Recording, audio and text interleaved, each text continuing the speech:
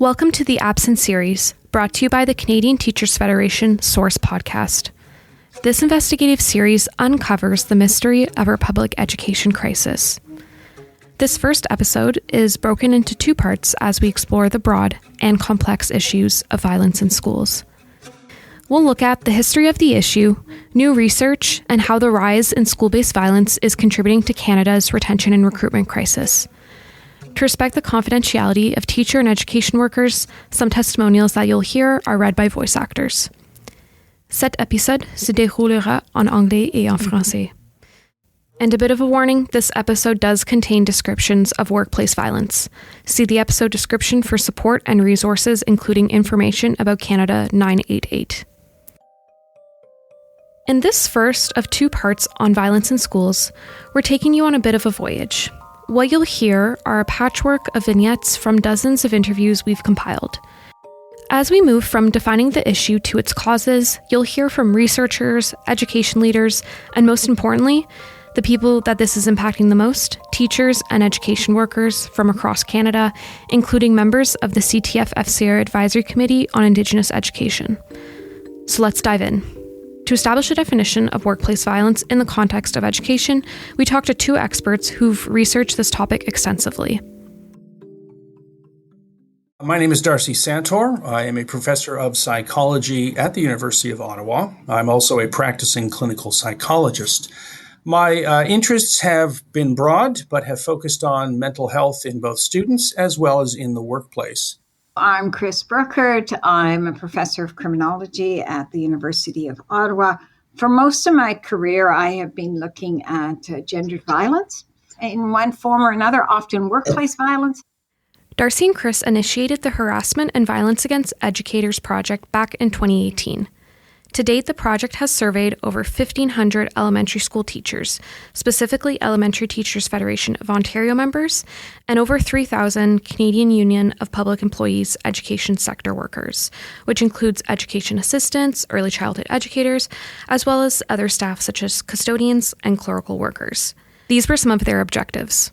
To better understand and communicate the results and impacts of harassment and violence that educators experience over the course of their year and also over the course of their career.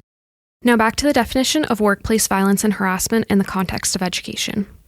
For example, violent and threatening behavior is the act, it's the attempt, or even the threat of use of physical force, whereas workplace harassment is unwelcome words or actions that are known or should be known to be offensive, embarrassing, humiliating, traumatizing, demeaning, and so on, such as verbal insults, put-downs, obscene gestures, disrespect, being ganged up, as well as the threat of, as well as the actual occurrence of false accusations.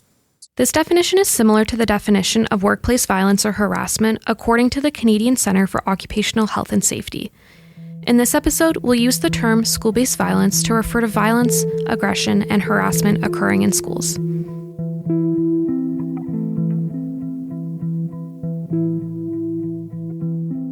Now, what does violence and harassment look like in schools? To answer that question, we asked teachers and education workers from across the country. Here's what they had to say. Students throwing things, students throwing desks or throwing everything off the table and chairs, and the rest of the class having to leave the room for safety reasons. The desk throwing for sure, swearing, disrespect is big right now. En travaillant avec un élève à très grand besoin dont la violence était connue de mon employeur, j'ai reçu 2 coups, l'un au visage et l'autre à l'épaule. Mon employeur était au courant, mais jamais il ne m'a avisé du comportement de l'élève. Seulement que je devais porter un casque de hockey et une veste de protection rembourrée lorsque je travaillais avec lui. Malgré l'équipement de protection que je portais, j'ai eu une commotion cérébrale qui a duré près de 2 semaines. Je suis encore effrayée que mon employeur me demande de retourner travailler avec cet élève, car je sais que d'autres épisodes de violence surviendront. Je ne suis pas la seule victime de violence avec lui. Another student completely trashed my classroom and would throw objects at me, stapled my teaching partner's hands, slammed doors, punched, kicked, spit, and name-calling. Aggression is definitely an issue in my school. we are seeing extreme behaviors in some of our youngest students. Tantrums, hitting, kicking, biting, and spitting. Some of those students have identified needs. Some do not. These behaviors are not only directed towards staff, but other students as well. Il va s'agir alors de violences verbales et un peu plus rarement de violences physiques. Outre les violences verbales, il va s'agir de diffamation ou de harcèlement. Je suis Marie-Noëlle Vercambre-Jacot. She's an epidemiological researcher at the MGen Foundation for Public Health in France. She's one of the researchers of the International Barometer of Education Staff, commonly known as IBEST, which surveys education staff of participating countries around the world on working conditions, well-being, and health. She explains that on the international stage, we're most commonly seeing verbal violence as well as harassment with some instances of physical violence. What we're seeing is school-based violence being inflicted towards education staff by students, parents, members of school staff, and other external to the school community. We'll hear more from her and the international perspective later on in the episode.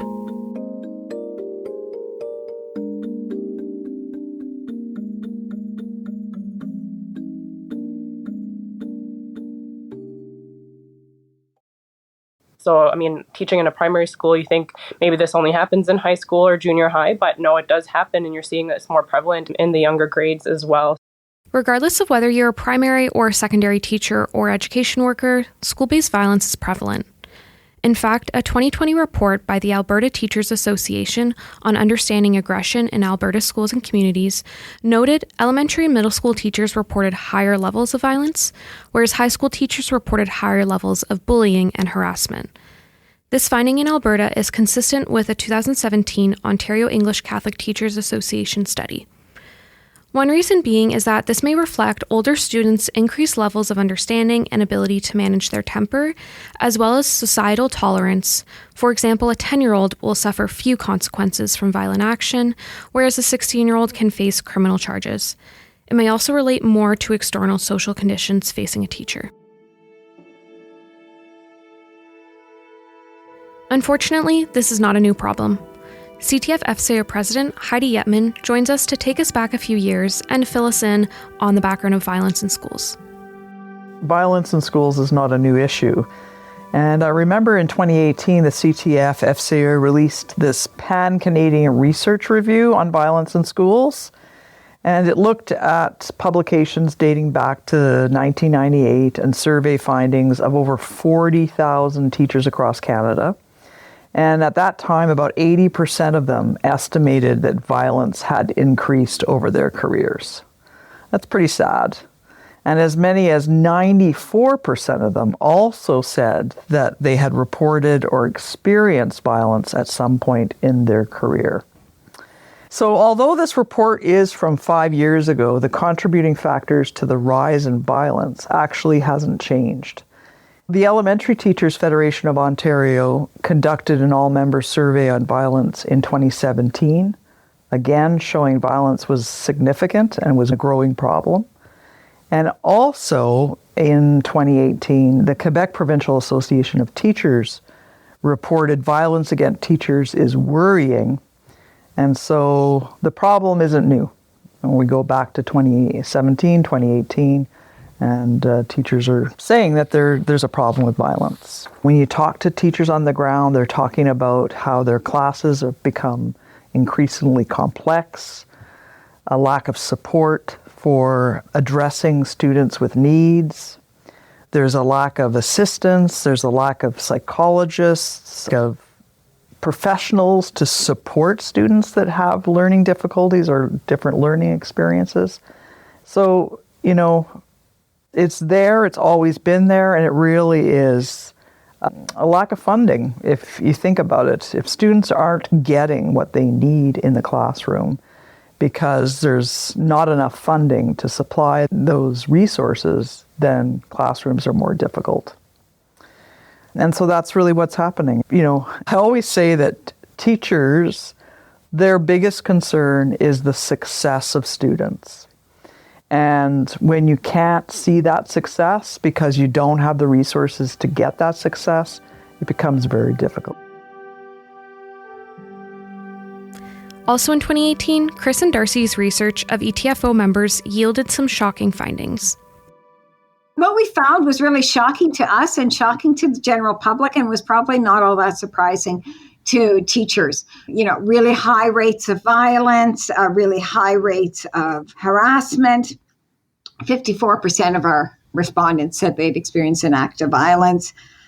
There's really compelling evidence that this is increasing. I mean, as a criminologist, whenever I hear, rates are going up, I usually think, reporting rates are going up, or this is an artifact of the media. But in this case, it seems to be legitimately increasing and at an almost unthinkable rate. We also found that about half of the teachers did not report their worst incidents of violence. So we have found in both of these surveys that there are several reasons that educators and educator sector workers give for not reporting instances of violence and harassment. And it ranges from they do not see that it is sufficiently severe to there's no support from administrators to do something about it, to believing that it just will not make any difference to report that. Les gens cachent qu'est-ce qui se passe dans leur classe parce que c'est trop difficile ou qu'il n'y a pas de solution ou qu'ils n'ont pas le soutien de leur administration. An education researcher, Dr. Melissa Crente at the University of Ottawa, also explains the important role of principals and vice principals when it comes to addressing violent incidences. Teachers need to know they're going to be listened to and supported when violence is reported. Just an example, if a student throws a chair in a classroom or assaults another student and is sent to the office, after having a conversation with leadership in the school or administration, if that student is then sent back to the classroom later in the day or even the next day, it really leaves teachers feeling demoralized and powerless. So it also sends a message to the other students that witnessed that incident in the classroom that it's okay to behave in this way and the consequences are minimal. So by the best data we could get, it's about a 7-fold increase in 15 years. This represents a very serious underestimation then if you're going to rely on the number of instances that are being reported. It also emphasizes the importance of conducting surveys which speak to members directly, try to quantify how many folks are actually experiencing this and so on. A 7-fold increase from when these studies have first created is a remarkable change, which is quite alarming. I will say I've witnessed it more regularly in the last few years. So in the last few years, I've seen a lot more of it than I did in the past. It is prevalent more and more, especially this year. It started a lot last year and just kind of exponentially even more this year. That was a really big concern for me last year, being pregnant and just knowing that the violence is escalating in the classrooms. Our research shows that violence in the classroom is frequent.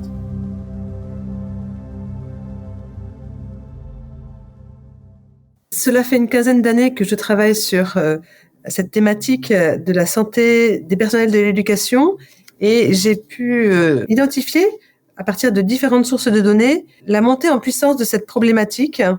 Mary Noel explains that over the course of 15 years researching the health and well-being of education personnel, she's seen through various sources of data the growing importance of this issue.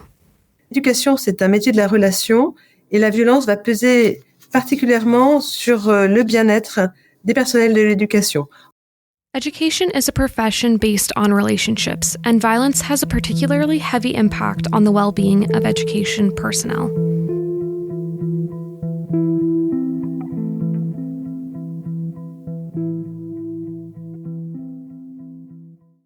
It's clear that violence in schools has been present for quite some time, and it's only increasing. So where are we now?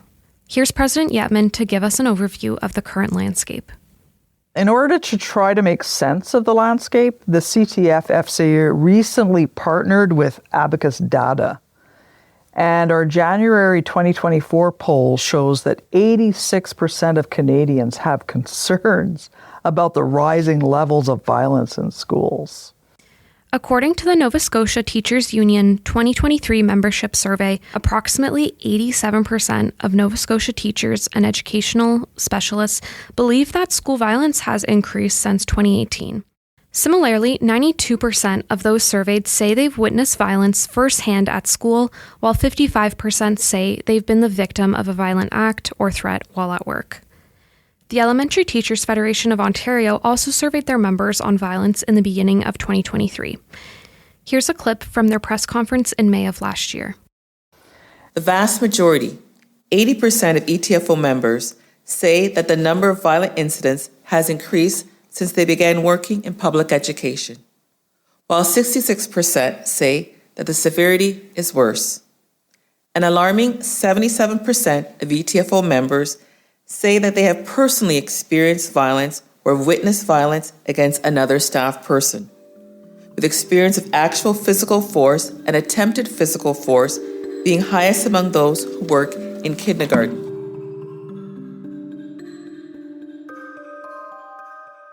We'll be right back. Hey, we have a cousin podcast that we'd like to tell you about. It's called Elementary, and it comes from the Elementary Teachers Federation of Ontario.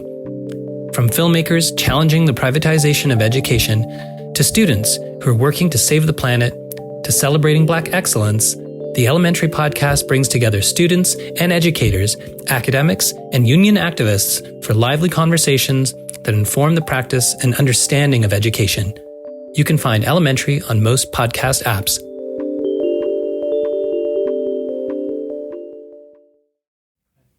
A 2024 report from the Alberta Teachers Association noted 1 in 2 Alberta teachers and 3 in 4 school leaders reported that they had experienced bullying or violence as part of their work since the beginning of the 2023-2024 school year. 47% of New Brunswick Teachers Association teachers reported experiencing verbal or physical violence at work. The Prince Edward Island Teachers Federation's 2022 member survey reported 1 in 4 island teachers surveyed have been harassed or felt unsafe because of their teaching profession. A recent report by Faiza Amin and Meredith Bond at CTV News revealed the following. A recent OSSTF survey revealed about 35% of teachers and nearly 80% of education assistants with the Ontario Secondary School Teachers Federation reported being the targets of physical aggression in schools. And at a recent press conference, the Saskatchewan Teachers Federation 2023 member survey reported the following. 35.4% of respondents experienced violence in their working environment in the last 5 years. 4 out of 5 of them noted that they had experienced 2 to 3 instances in the last 5 years. 40% of teacher respondents reported workplace harassment in the last 5 years. Nearly 9 out of 10 of those who have experienced harassment noted repeated occurrences. While there's a lot of data and evidence that captures the impacts of the pandemic on students, teachers, and education workers, there's still more to uncover. In the fall of 2023, Darcy and Chris launched a new survey to build on their findings and study violence and harassment against education sector workers with a larger sample from across Canada to get a better understanding of the intersections among various elements of identity. They've received over 7,000 participants in the study, including members of OSSTF FESO, OECTA, ETFO, AEFO, STF, and CUPE National.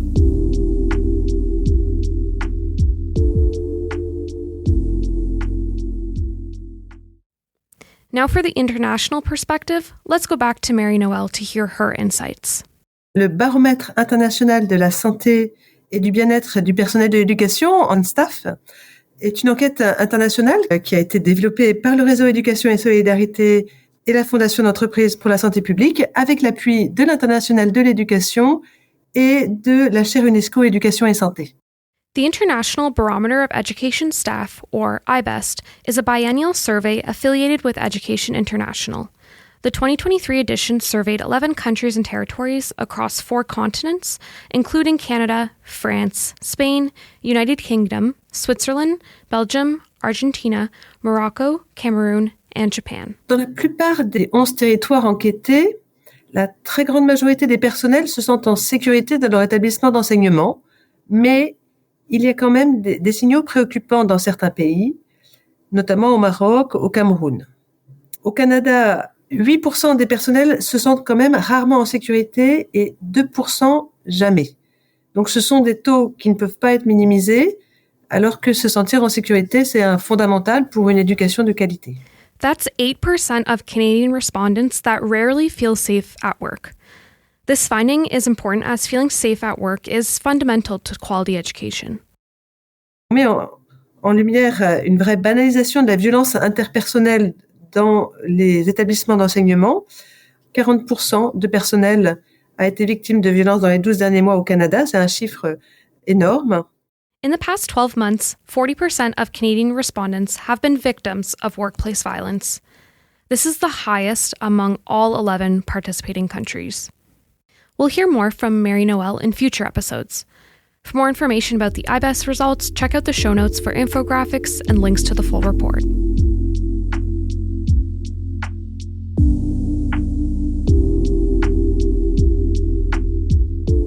Now, all of this isn't happening by chance or in isolation.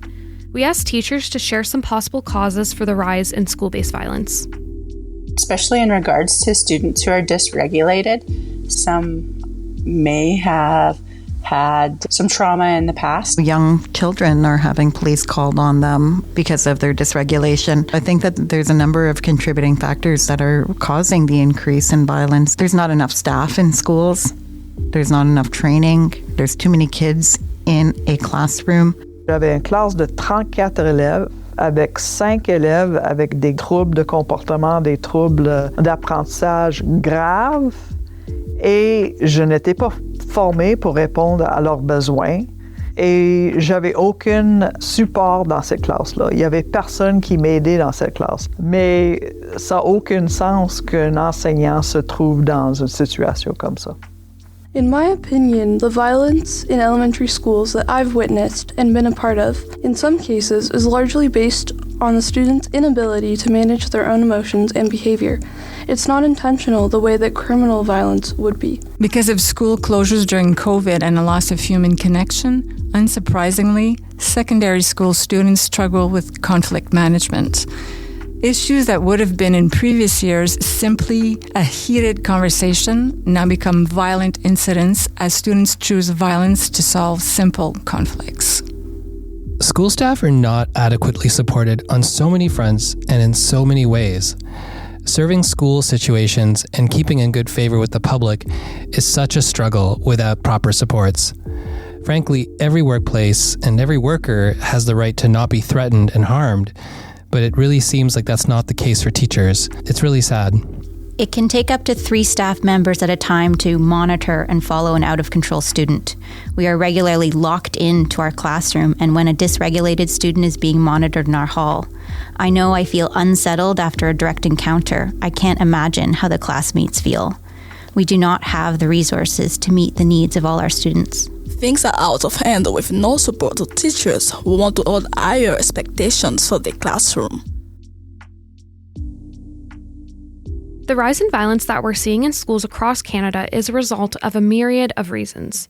The 2020 ATA report found that teachers with heavy teaching loads experience more bullying than other teachers, which reflects the importance of having adequate time and teaching conditions to develop positive teacher-student relationships. The report also indicated that 35% of the incidences of bullying occurred online through email or social media. It's important to note that cyberbullying isn't limited to time or space. And there's some more recent research as well. So, example, 2024, Alberta Teachers Association put out a report basically saying that a significant portion of both teachers and school leaders reported aggressive behaviors in schools, and it has increased following the pandemic.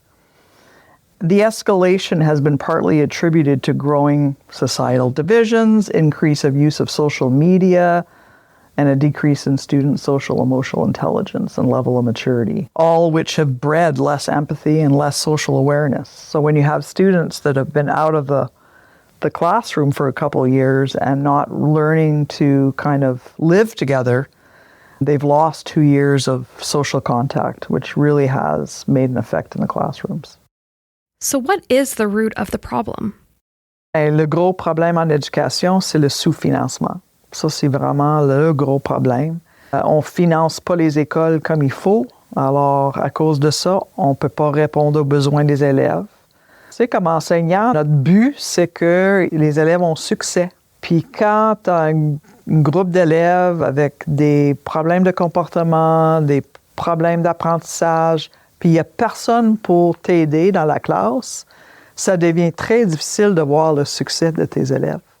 Alors, c'est vraiment important de financer l'école comme il faut. L'école publique a besoin de financement. When we get right down to it, the problem is that we don't have a system that's well funded. You know, education is the base of a society. And for me personally, I really believe that it should be the number one priority in a society. Because if we can educate students, if we can educate the population, then in the long run, it costs society a lot less.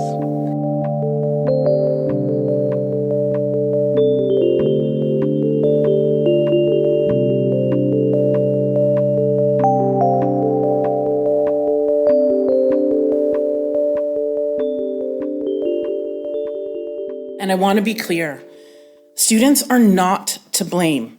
The government is for failing them time and time again, especially those who are most vulnerable. Violence in schools is not a new issue, it's not a special education issue, and it's not about individual students. Behavior is communication. Sometimes students engage in violence as a way to communicate that they are overwhelmed.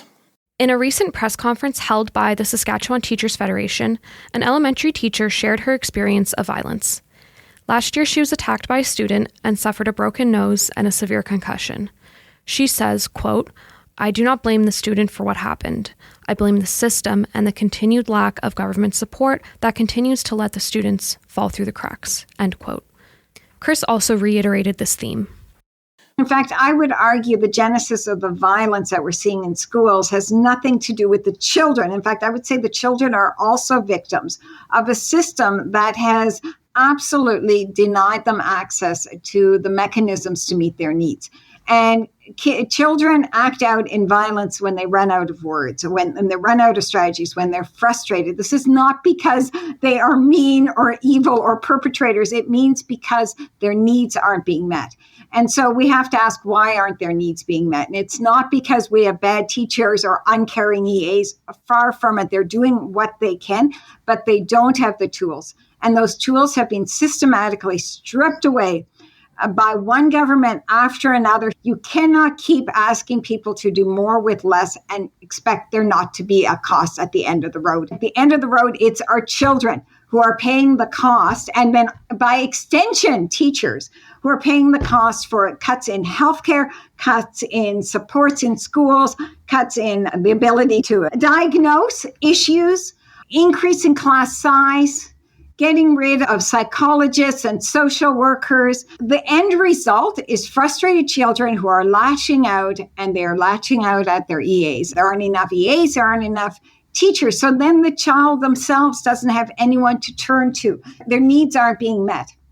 As a psychologist, much of the aggression that is witnessed and experienced is going to be the result of frustration that is experienced by kids who do not have or are not sufficiently equipped to cope with their frustration in an adaptive way.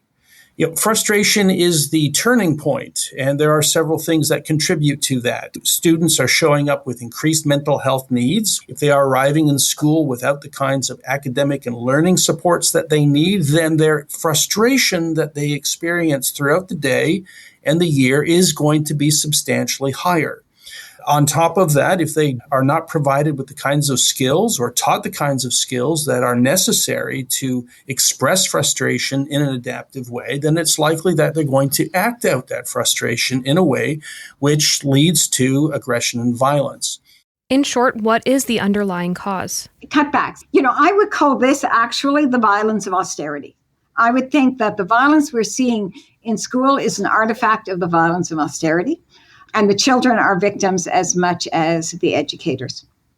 And the solution isn't simply to pour more money into it. I think the solution, or what needs to happen, is very careful attention to how we can address children's needs and pour funding into that. But clearly, making class sizes 33 children, putting 30 kindergarten, 4 and 5-year-olds in one room, that's a recipe for ensuring that children are frustrated. And of course, over the last 15 years, we have seen more and more austerity measures, more and more cutbacks, both to healthcare and to education. And I think the two at this situation are often interconnected. It comes down to teachers being expected to do more with less. I think the truth of the matter is that schools are in crisis. We are at a crisis point, and things are not going to get better all by themselves. If things don't change, they are going to get worse. And I think the structural elements in terms of austerity measures, which I really believe is the root of the issue. But I think we can also look at what's happening in our society. We have an affordable housing crisis. We've had 2 years of lockdown where children were denied the ability to maybe learn social skills. So the needs are probably increasing at the same time as not only are resources stagnating, they're actually declining. So this is absolutely a recipe for disaster. And I am truly scared about what this is going to look like in 5 and 10 years if we don't do something dramatic. Like, this to me is truly frightening.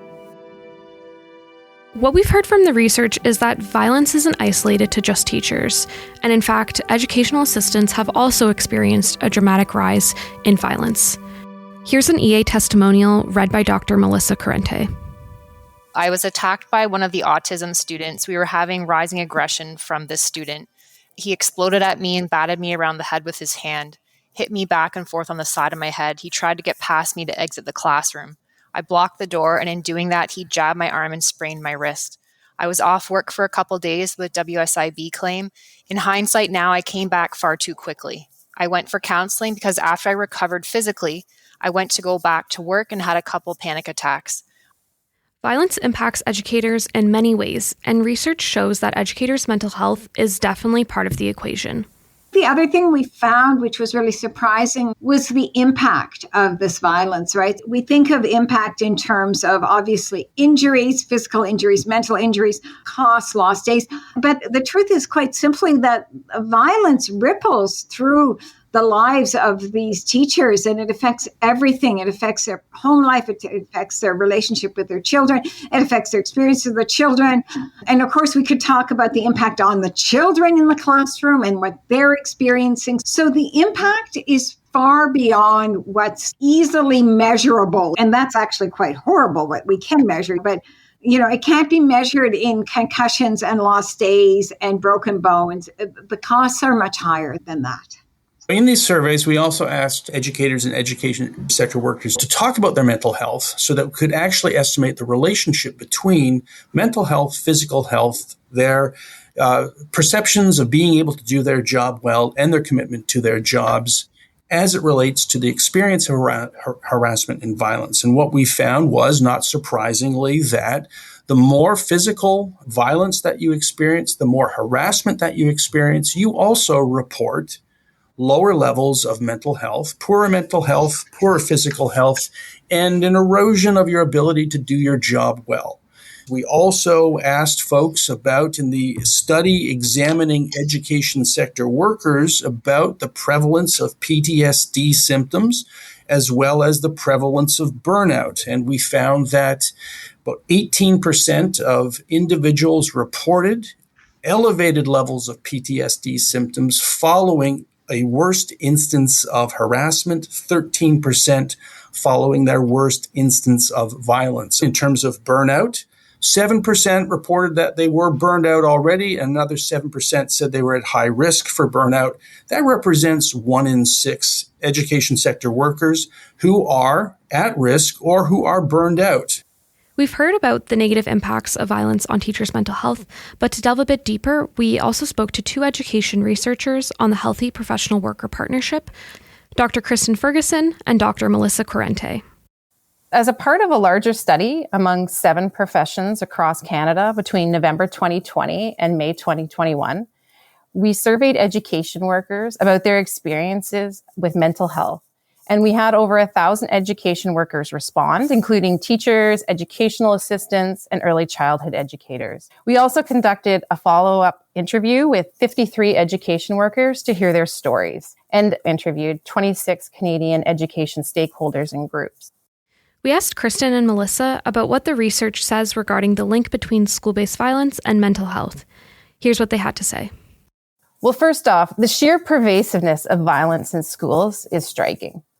Over 8% of our education workers reported experiencing violence daily or weekly, with another 5% experiencing violence monthly and 25% once a year.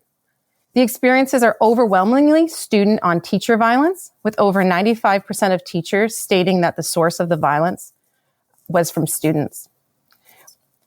This disturbingly common occurrence of violence in the classroom ties into mental health of educators, as the research has overwhelmingly shown that violence is becoming normalized and as, quote, part of the job. The research also shows that the psychological impacts of violence lingers much longer than the physical wounds do. Our study also found that those education workers experiencing violence were almost twice as likely to report having a mental health issue at the time of our survey. So we, as other researchers, have certainly found a clear link between mental health and classroom violence. We're also really concerned about what kind of debriefing, if any, is happening in the school system for teachers, EAs, ECEs, for other students and support staff who are witnessing violence in the school setting, because we need to remember that violence affects everyone differently. And just because a student was the one who threw the chair, everyone in the room is impacted by that act. Now, what happens to the teaching profession when mental health is deteriorating, violence is rising, yet supports are declining? Let's hear some more teacher testimonials. What broke my heart last spring was to hear how student teachers informed their associate teachers at the end of the practicum that they have no intent to apply for teaching jobs, as it was far more violent and far more awful than they've been led to believe.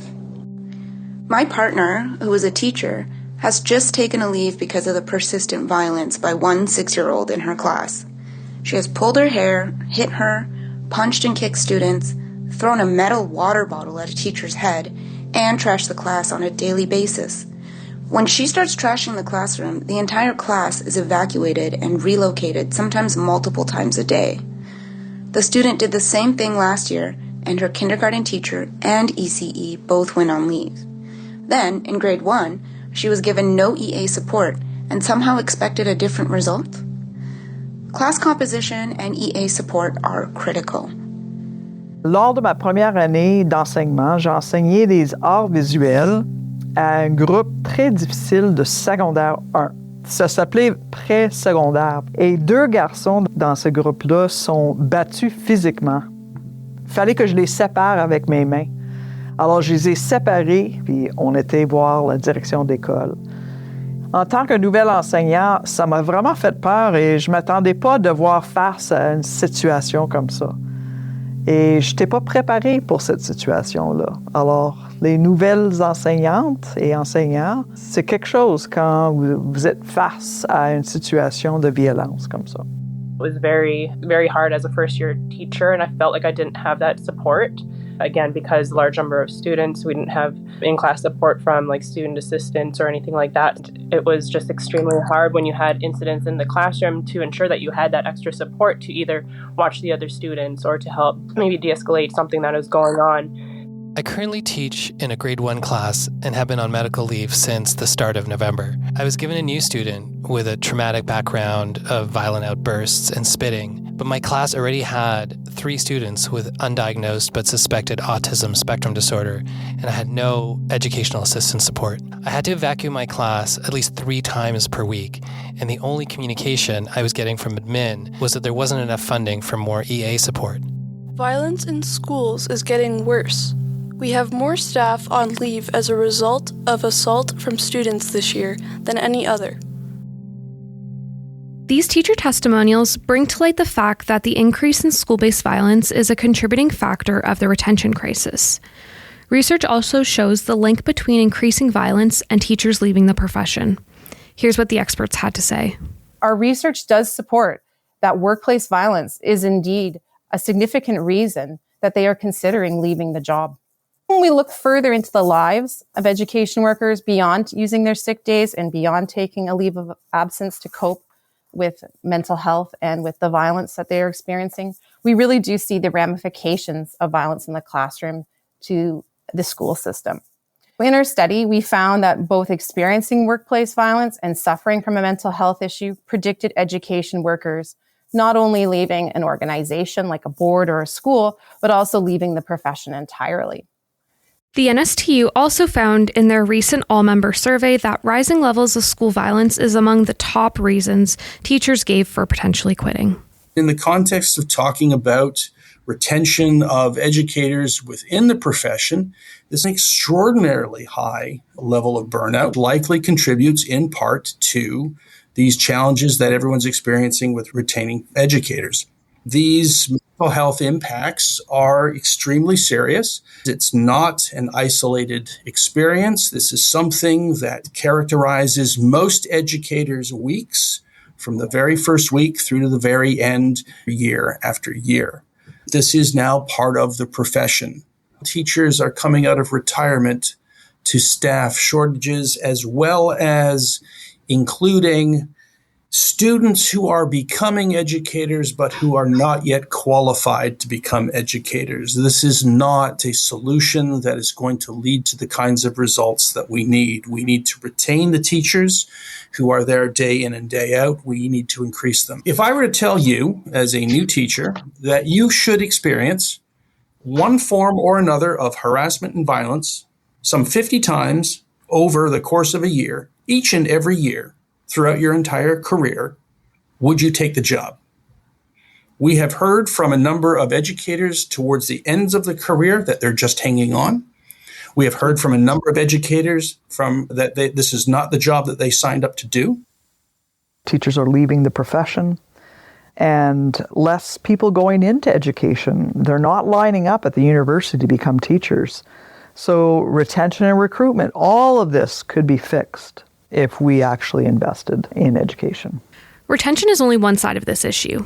When we asked some of our teacher members what they thought about highlighting the issue of violence, they thought that it's important to talk about it because teachers shouldn't feel blindsided when walking into the profession, and they can be prepared to address student needs.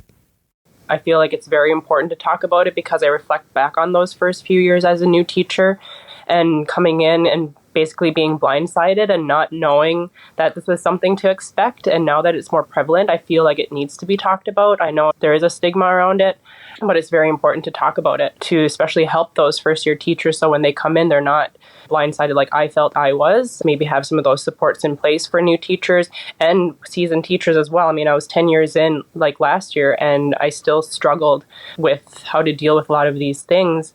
So I think it's really important to start the conversation, to keep the conversation going, and for people to know that it is okay to talk about it, because how can you solve these issues if it's not something that is talked about and brought to the forefront?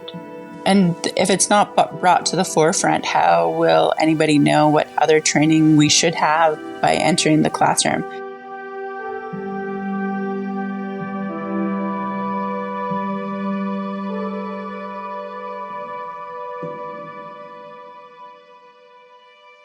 I was pregnant and I had some aggressive students, and there were other aggressive students in the school.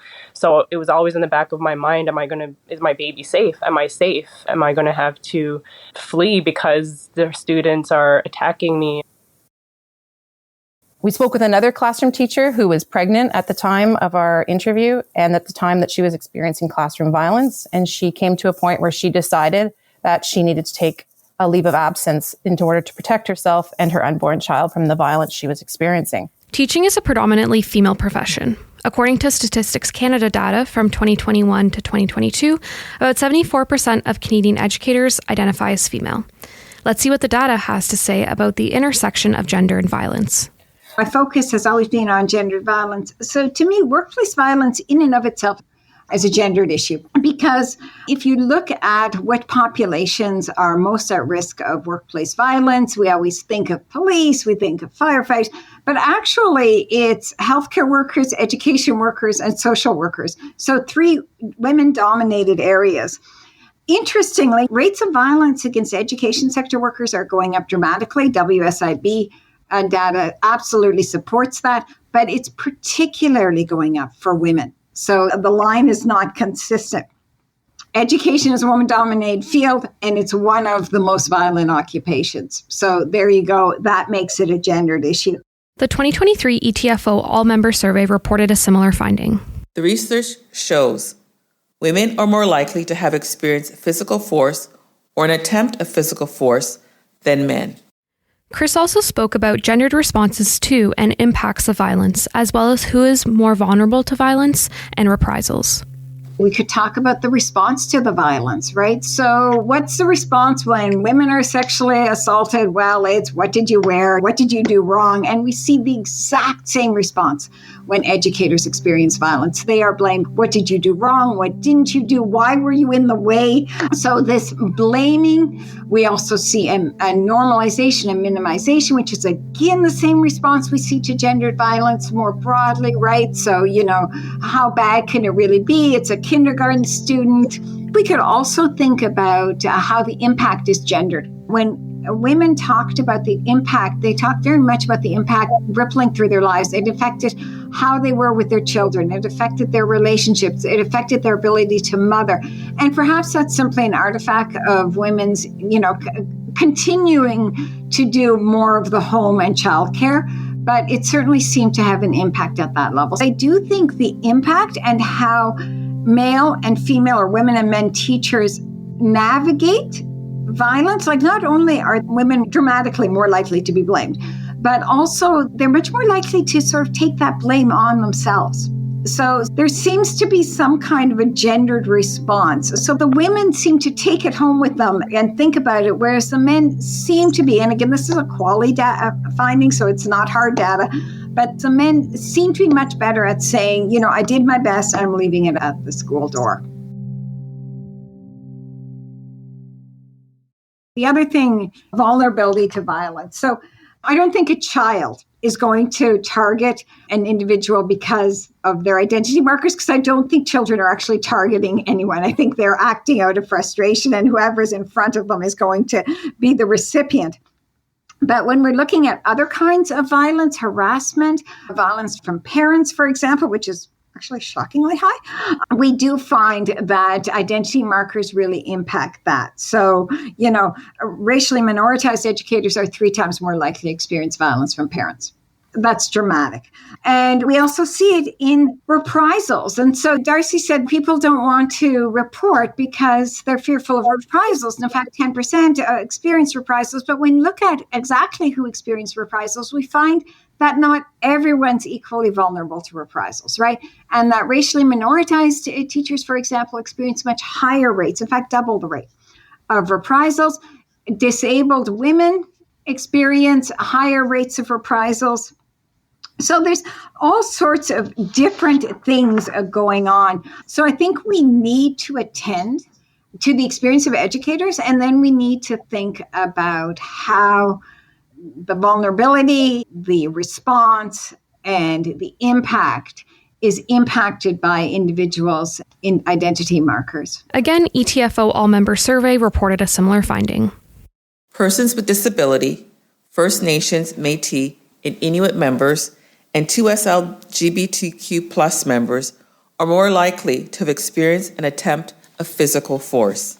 A majority of persons with a disability and First Nations, Métis, and Inuit members have experienced actual physical force against them. The following testimonial from Preston Hupy, a member of the CTF FCA Advisory Committee on Indigenous Education, illustrates these findings. Me being Indigenous as well and having, drumming and then students making those kind of comments that are, I guess, to not only me, but also just the culture itself. Preston also spoke about how violence impacts him as an Indigenous educator. When I see violence or even 2 students going at it or anything happening, some of my traumas are triggered. I lose breath. Basically, I go into my fight, fight, or freeze because basically how I was growing up. It was same thing, right? I was hit, beaten as well, and it's hard. I go into my anxiety ways and I don't know how to handle it. So if I had the training, or nonviolent intervention training, or even some kind of support to build the confidence in me, that's just more about my mental health as an Indigenous person, or my mental health to say, what can I do when violent things happen? I'm not a violent person. Maybe that's why I'm not giving discipline to kids either, because I don't do that even to my kids. I don't want to do that, obviously, as an educator as well. Even to raise my voice, I don't like to do that.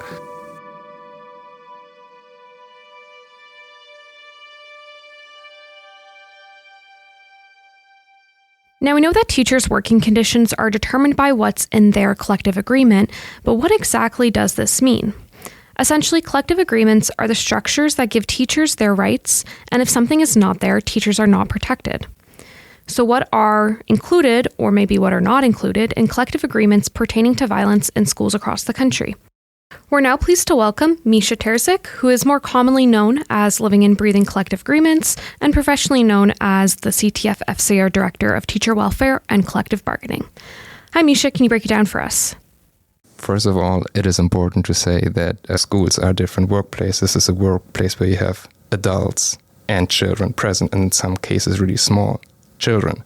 So your typical laws against violence wouldn't really cover a school, as these laws govern whatever happens at a mall or in a public place. So schools are different. So we've looked at collective agreements of teacher unions across the country, and we found violence measures appear in multiple collective agreements, in some cases on local, in some cases provincial agreements. They look like reporting tools, or where you have a sentence that says teachers have a right to a violence-free work environment, but they're rather simple statements. While there's some language around workplace violence in collective agreements, this is only the tip of the iceberg. Language needs to be much more specific and solutions-oriented. Although there's some acknowledgement that violence in school is an issue, it does not necessarily address the issue at hand, which is underfunding. Inadequate resourcing simply means that student needs are not being met. If you don't have the provincial agreement or language in place, then you don't have the provincial territorial funding locked up. And that's really what the issue is here. As a starting point, ministries of education need to acknowledge that under-resourcing the public system directly contributes to school-based violence. That said, teacher unions have stepped up to fill the gaps. In some cases, you have the BCTF that has put together health and safety booklet, for example. The Alberta Teachers Association has put out a study on aggression, how to address that. The ETFO in Ontario has a violence prevention strategy. But obviously, it is always better if workers and employers come together and agree on a strategy, put money into a project and try to address a problem. And this is why it would be good to have more of this kind of language and not just mere simple commitment. Because unfortunately, we've seen this is an issue that continues to be a problem. And it was a problem before the COVID pandemic. And now it's come back in full force, and with a generation that obviously went through a pandemic and is dealing with trauma. And this is why it's important, and this is why I hope work in this area continues. As we look at the testimonials we've gathered, President Yetman recalls a series of stories from teachers from across Canada, a warning that the details are shocking. It was actually quite difficult to listen to tell you the truth. One teacher in particular talked about all the things that were happening in her classroom, including scratches, bites, objects being thrown. And in her case, a metal water drinking container was thrown at her head, and she suffered a concussion. She had to go to the hospital, and she's since had to have plastic surgery on her face. Unbelievable if you think about it. And these are elementary students. They're small children that are suffering. We have to look at it that way too, right? It's not just the teachers that are suffering, the students are suffering. And testimonial after testimonial of things that are happening in the classrooms that, like I said, are quite remarkable and quite disturbing, to tell you the truth. So yeah, that's what we're hearing. At the Elementary Teachers Federation of Ontario, I attended last summer their annual general meeting, and I would say that most of the teachers that got up and spoke at that meeting were talking about the increase in violence in their classrooms, one after the other. And you could hear it in their voice that, you know, being a teacher today, especially in an elementary school, is not easy. It's really difficult work. I mean, it's difficult work no matter what. But to have these kids that don't have the supports that they need, and hearing from teachers about what's going on the ground is heartbreaking. The following testimonials moves from east to west across the country. You'll also notice some common themes in their stories. It was kind of like walking on eggshells every day because you didn't know what was going to trigger the student. This amounts to always feeling like I'm walking on eggshells and never being able to relax into my day. Thinking about the impact of the way we approach teaching now, we definitely change. My teaching approach is now, walking on eggshells. So we do have a different approach when we have deregulated students.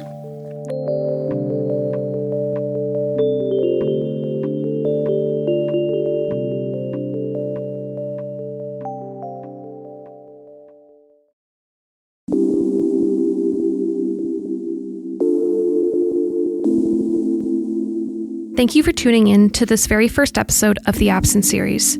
Stay tuned for part 2, where we explore possible solutions to the issues discussed in this episode, as well as what the CTF FCA is doing to advocate about the issue and how you can take action. Check out the show notes for additional resources and links to the research reports mentioned throughout the episode.